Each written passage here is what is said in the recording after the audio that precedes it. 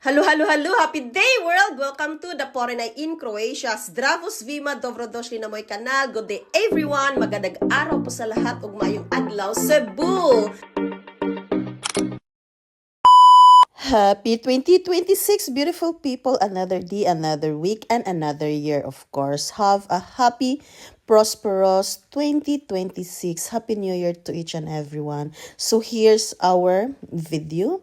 So first thing first is, ayan, nag-mall muna kami, nagkapi-kapi. Ayan si Angela nag-picture taking. And nag-McDonald's muna dahil nagkapi-kapi. And nag-picture again. So guys, after that, after namin umuwi sa bahay is, natulog muna ako. Kasi nga ako lahat ang nagluto ito. Yung escabeche, pata, at spaghetti bolognese. And after that, before si Tata natulog muna, nagnap kasi pagod siya. So, nagpicture taking kami ni Angela. So, ayan na, nag-prepare ng table sittings. And ito, 8 o'clock pa guys, meron ng fireworks dito sa aming neighborhood. So, ang ganda. I love fireworks. Gusto namin ni Angela talaga. So, hindi kami natutulog until 1:30. And here's the full video. Enjoy! Open. Okay, babago. Wow! Happy New Year! Not yet. It's still 8 o'clock.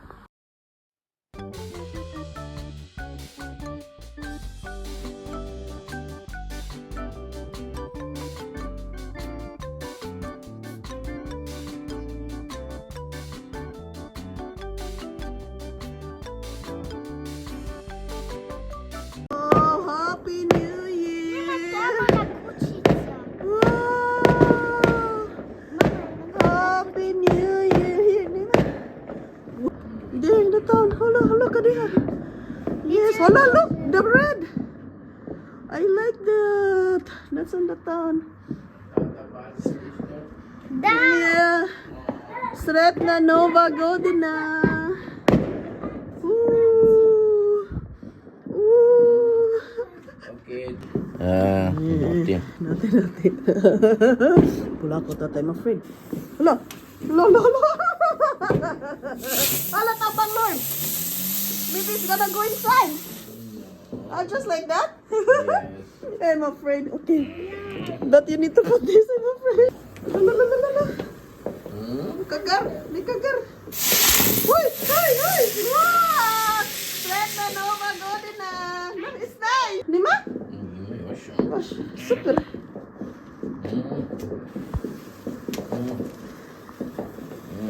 It's nice. I thought it's gonna be. Wow! Monster.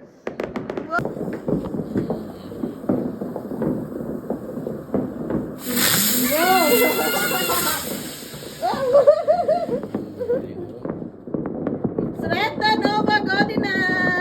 Oh.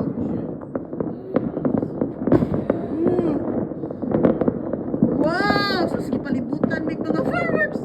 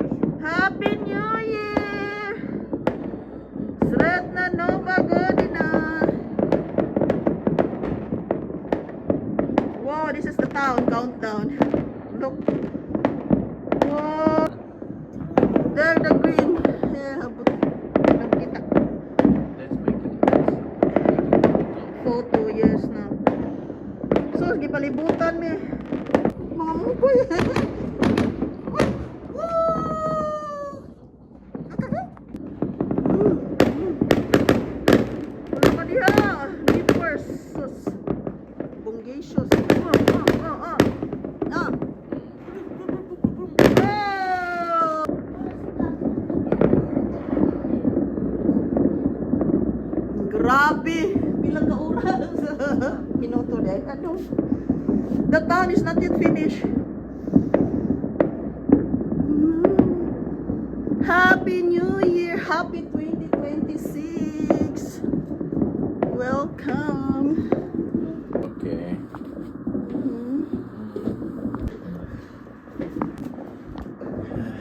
Zase jedno novu godinu. Okay. I mir. Oče naš koji jesi na nebesima, sveti se ime Tvoje, dođi kraljevstvo Tvoje, budi volja Tvoja, kako na nebu, tako i na zemlji, kroz nas svrdani daj nam danas. Duge naše, kako je bio, praštamo dužnicima našim i ne uvedi nas u napast, ne izbavi nas od zla.